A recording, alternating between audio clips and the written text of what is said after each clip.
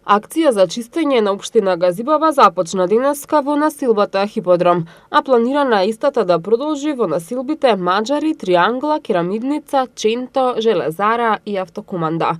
Стартот на акцијата го означија градоначалниците на општина Газибава и град Скопје, Борис Георгиевски и Петре Шилегов, кои потенцираа дека континуираното одржување на јавната чистота ќе овозможи успех во борбата против загадувањето на воздухот на долгорочен план. Помош во справувањето со нечистотијата и дивите депонии, надлежните побараа и од граѓаните.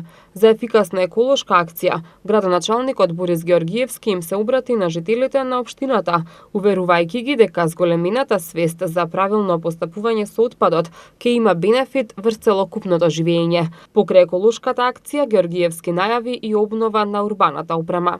Целта ни е темелно чистење на зелените јавни површини, дивите депонии, поставување на нова урбана опрема од она што представува обврска од клупи, канти, чешми, кастрење на дрвјата, поставување на урбана опрема од тротоари, бекатони, со цел да ја подобриме животната средина, го подобриме амбиентот во она што ни представува наше окружување. Сакам да упатам апел до граѓаните дека ќе треба и они да ни се придружат за да можеме навистина во оваа акција да успееме сите заедно. Не се доволни само 200 вработени од јавните предпријатија на град Скопје. 90 од јавното комунално предпријатие на општина Газибава.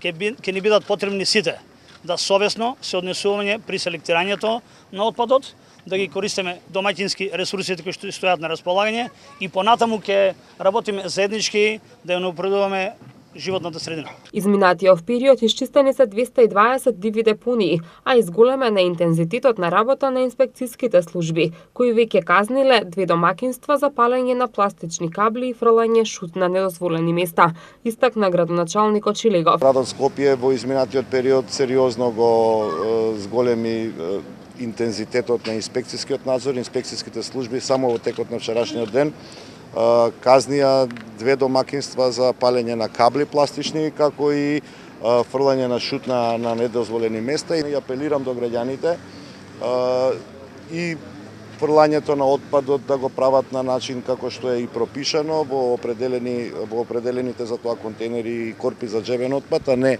на секаде околу нас, а шутот да го згрижуваат, односно да го ставаат онаму каде што општините веќе имаат определени места и локации. Шилегов исто така потсети дека досега се чистело во општините Центар, Ѓурче Петров и Карпош, а следната седмица ќе се чисти во општина Бутел, со цел превенција на состојбите кои може да предизвикаат загадување на воздухот. Работиме на превенирање на состојби кои што може да предизвикаат загадување уште во летниот период, кога за тоа многу малку луѓе и можеби помислуваат. Ни предстои зимата. Чистењето всушност е да ја подигнеме онаа прашина која што е по улиците, која што во текот на зимскиот период представува дел од загадениот воздух во нашиот град.